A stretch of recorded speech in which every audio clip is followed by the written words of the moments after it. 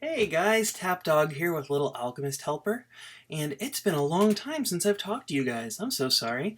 Part of the reason why is there was no new updates in the game. We got a new update finally this week, so I want to talk about packs, and I'll talk about that in a little bit. But first, I want to talk about something that's a little bit, I guess you could say, controversial. As you may or may not know or have realized, if you look at the top of the leaderboard right now, I'm actually in first place. And while I'm super happy about that, and that's great, it's not really true. I am not in first place. What happened is the number one guy, Jokovic, um, while the game was reset, 2 weeks ago, and everyone was vying for first place, I think what happened was there was a bug. So there's three or four of us who were keep going, changing from first place because everyone had the same scores. And so as people played, if Jokovic was in front of me in first place and then I got a higher score than him, I would go into first place and he'd be dropped down. But because there was multiple people doing this at the same time, when two of them got their scores at the exact same moment, one of the guys went to first place and Jokovic went to 0th place. And the game freaked out, thought he was cheating, and it's banned him. So he's still able to play the game, but he can't be ranked in the heroics. He can't be ranked in the arena. And it's not his fault. He hasn't cheated at all. It's more of a bug in the system when the arena reset. He sent numerous messages to Chin, but unfortunately, with the reduced hours that they have on this game now, they haven't really gotten back to him. So I'm hoping that maybe they watch this video and get him back on, because it's not right, it's not fair. He's your number one supporter. He's the guy that spends the most money on this game, and he's not. It's just do the right thing, Chin. Please bring him back. We need him in here kicking our butts. And while I enjoy being in first place, it's not a true first, so I don't like it. So anywho, just wanted to get that off my chest. But today, we're going to be talking about the two packs that have been brought back into the game. The first is the Undying pack, and then kind of to go with that theme is the Phantom pack. Kind of like how these two kind of went hand in hand. You got the people who can't die, and then those that have already died in some regards. I'll start off by saying this is actually one of the harder packs or sets of packs to choose between. There's some good and bad cards in both packs. And so it's kind of a flip of the coin depending on what you're looking for in terms of what you'd want. I do give a slight edge to, I'll just say, the Phantom pack over the Undying pack, but it's such a razor-thin margin that if you have coins to spend, either of these would be a great pack. Or I shouldn't say coins, I should say your gems to spend. But let's start with that Undying pack, and the card that is the gold combo for this pack is called Immortality.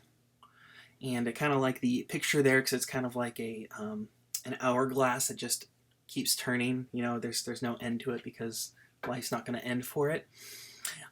This card, when it's fully leveled up, has 12 attack, 21 defense, and it makes 106 combos in total. 3 of which of those are bronze, 2 are silver, 42 are gold, and 59 are diamonds. So it does have quite a few higher end combos, which gives it a good score. Mr. Anderson, when he did his video, he gave this a 4.5 out of 5. I would say I'd drop it down a little bit, maybe give it an 8 out of 10. And my only reason why is if you look at the combo here, it's a defense-focused card. Defense isn't really useful for a lot of combos. And so for this card in particular, it's not really half, but I'd say maybe a third of the combos it makes are defense focused, or in that type of a range where it's not so much attack focused, but more focused on the defense or more of a balance, which is not that great to use in the arena. So that's why I drop it down to an 8 instead of being like a 9. But it's still a great card and it has 106 combos. Then the Onyx card that comes with the Undying pack is going to be Vampire. Oh. That was me trying to do the count. That didn't work very well. One card for you. There we go. That's the best I can do for you guys. Vampire, when it's fully leveled up, is 24 attack and 21 defense. Only has 68 combos. 7 bronze, 2 silver. The majority are gold, 45 of them, and then there's 14 diamond. I'd give this maybe a 3, maybe a 4 out of 5. I actually do have this card in my arena deck right now, only because I bought this pack and I got a second vampire, so I fused it, and that fusing made it more viable for my arena deck. But typically this is not that great of a card to add. It just depends on your deck and what you have in it. But it's a risky one, I guess you could say. It's not the best Onyx card you can get. But let's look at these Final Form cards. So I thought I'd do something a little fun. Since this is the Undying pack, I wanted to give you the reference and kind of explain why it's in this pack. And in no particular order, we'll start with the God Hammer. It's got 33 attack, 24 defense when it's leveled up, and it's a Crushing Blow card. Crushing Blow cards aren't too useful in the game. Sometimes this would probably be a good card to add to your heroics. I wouldn't fuse it though, I just use it because it's got such a high attack and a pretty decent defense as well. Obviously the God Hammer is a reference to God of War, the video game series, and who is Undying? Well, gods. The gods are undying, even though Kronos is... Kronos, I say Kronos. Oh, is it? Oh gosh, now I can't remember. Sorry, guys. You can yell at me in the comments. He's trying to kill the gods, you know, and that's the whole angle of the Undying there. Next card is Dr. Radiation with 22 attack and 31 defense. Obviously, it's a protection card. Unfortunately, the starting defense is only 15, so this isn't not really a card I would use. I just dust it if I get it. It is a reference to Dr. Manhattan from Watchmen, and I want to say he's probably one of the most powerful superheroes, because he's kind of got unlimited power and he can't die. So that's why he has the whole Undying thing in this pack. But yeah, he's a very conflicted soul. I don't know if you guys ever watched the movie Watchmen. He's a very unique character, and obviously there's the comics as well that kind of go into more detail with him. But he's not a great card, unfortunately. Next up, we have the Ring Lord with his 34 attack, 22 defense, curse card. Curse cards aren't that great. We've talked about them before. You might be able to use this one in your heroics deck. I wouldn't fuse it. I just use it as is because it does have that 34 attack. And obviously this is a reference to Sauron from Lord of the Rings. And he technically is immortal as long as you don't destroy his ring, or the one ring to rule them all. Of course, in the movies, that's the whole point, is to get rid of that ring so you can destroy Sauron.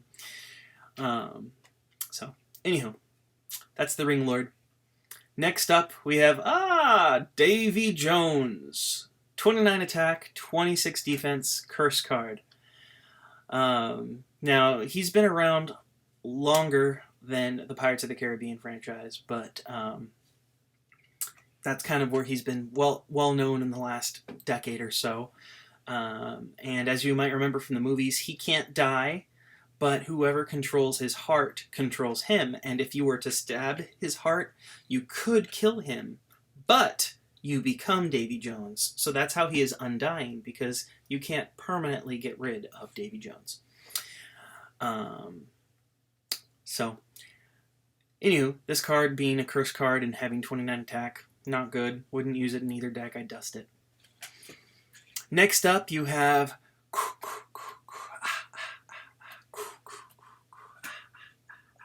the Masked Killer. 32 attack, 22 defense.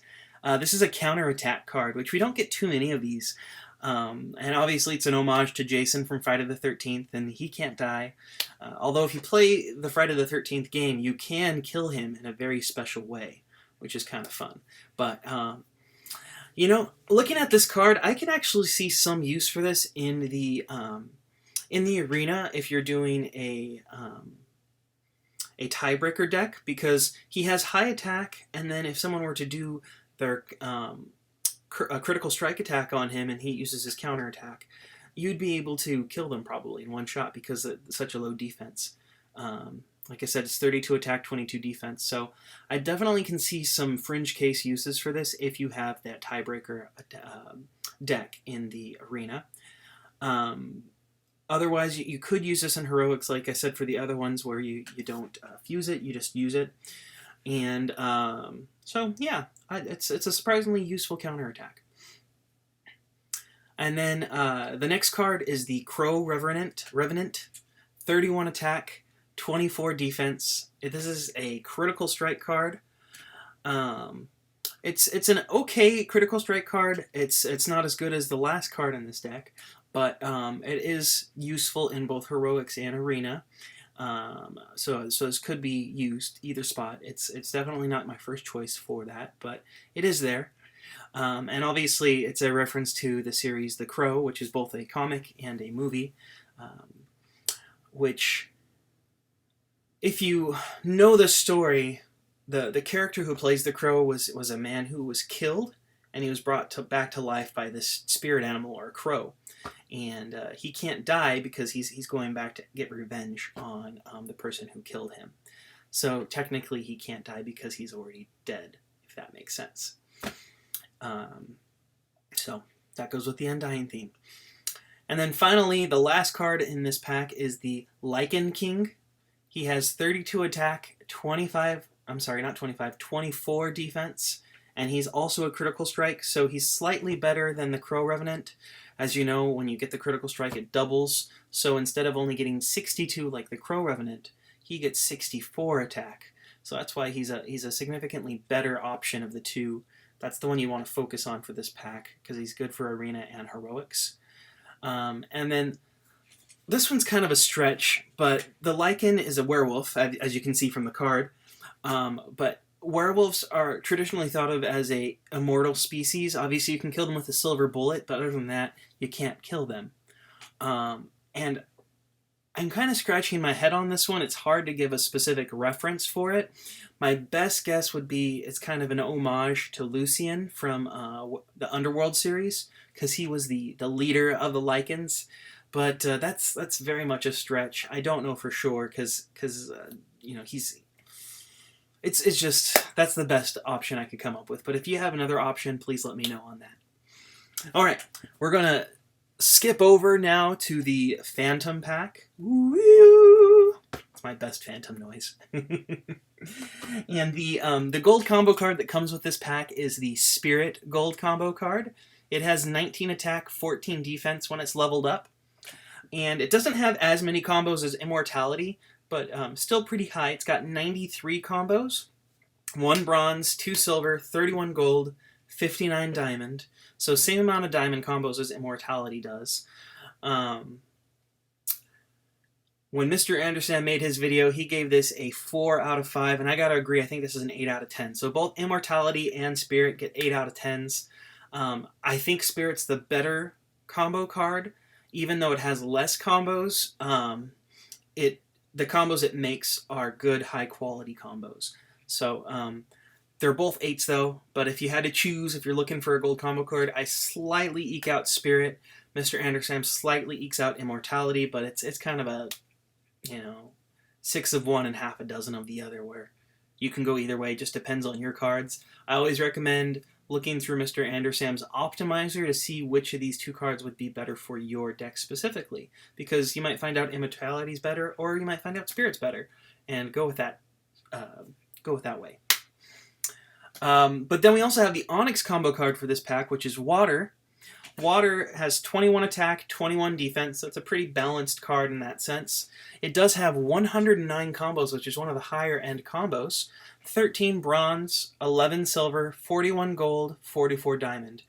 Now, even though this is a bronze combo card that's been made into a diamond, made into an onyx, I really like this card. I think it's very useful, very practical, especially this card's in 4 different packs, so it's very easy to get, and I have 2 of them, so I've fused them together, and I highly recommend that if you get this card, because it's very useful in arena and heroics.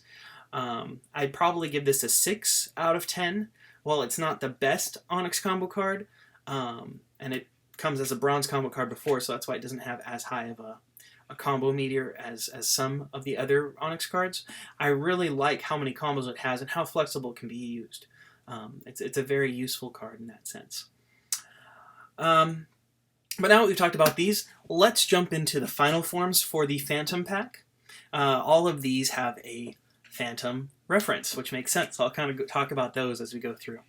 The first one we have is... Dun dun dun! Who's that Pokemon? It's Specter! Dun dun dun! I had to do that, guys. You know, it looks too much like Gengar to not talk about that.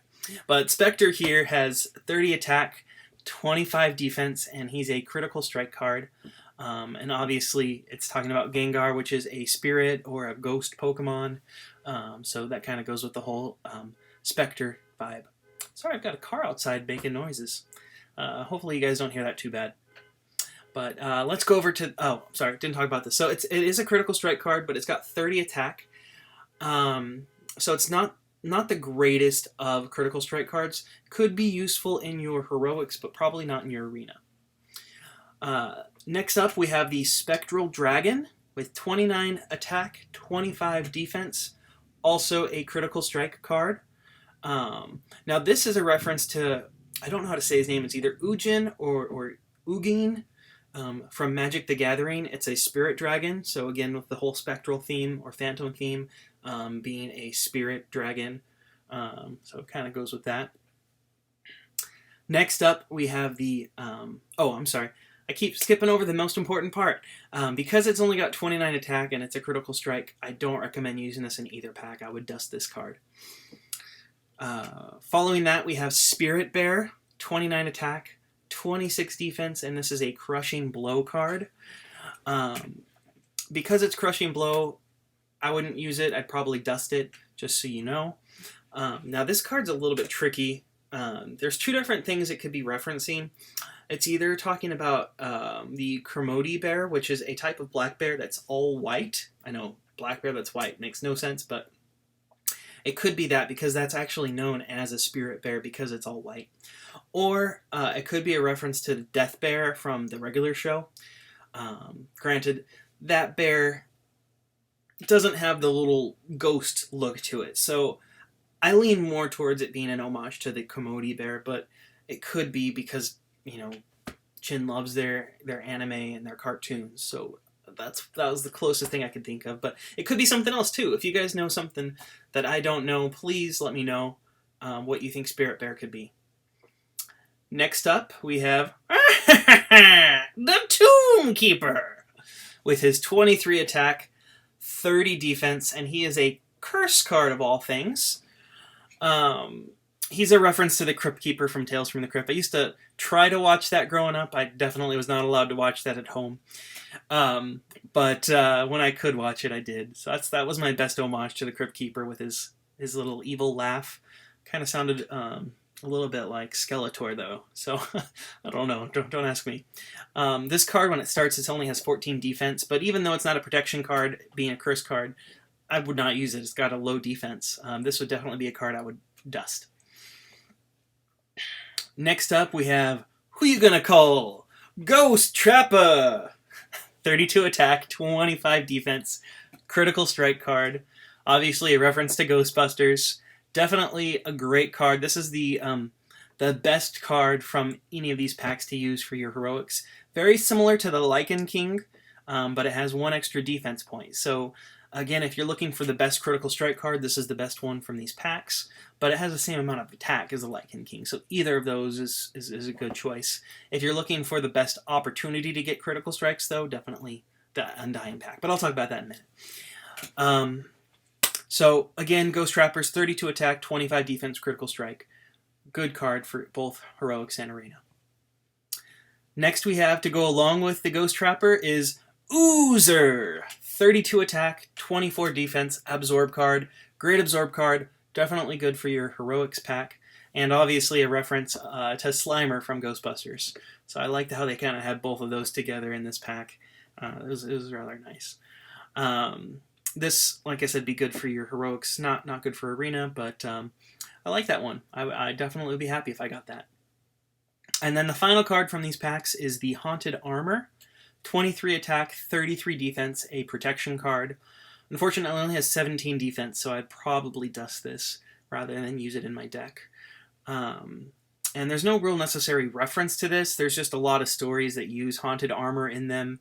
It's used in the Haunted Mansion at Disneyland and countless stories like Scooby-Doo. So it's just kind of a what do you call that?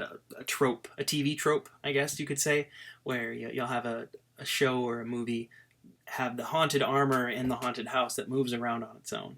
But there's no specific thing you can think of that it's referencing per se. So that's it for this pack. Overall, like I said at the start, both of these packs are great packs. You can't go wrong with either of them. I'd recommend, if you are looking for a gold combo card, look in Mr. Andersam's Optimizer to see which of those two cards would be better or more useful for you. They both would be excellent additions to your deck. If you're looking for the Onyx combo card, definitely the water one is the better of the two. And then in terms of the Final Form cards, the Undying pack does have Crow, Revenant, and Lycan, which are both great cards, the critical strikes. Either one would be useful. Masked Killer could be good in those tiebreaker decks. And then for the Phantom pack, the good ones there would be the Ghost Trapper for your heroics, and then for your arena, and then for your heroics it would be Specter, which is another critical strike card, and Oozer, which is the absorb card. Other than that, the rest of those cards I probably wouldn't use. There's some use cases for some of the Undying cards in your heroics pack, but not fused. Or your heroics deck, I should say, but not being fused. But really, either pack you go for, you're going to do well. They're both good packs. And that's pretty much all I've got for you guys today. I hope you enjoy. I'm sorry for the delay. I will be coming out with another video very soon as well for the beginner's guide for my next section. But I don't know if that'll be tonight or today, I should say, or tomorrow, but I'm sure that'll be coming out soon. As always, if you need help, you have questions, you need some advice, please come to our Discord channel. I'll put a link in the description. And thank you guys so much for your support. You're great, you're amazing, and I'll talk to you guys soon. Bye.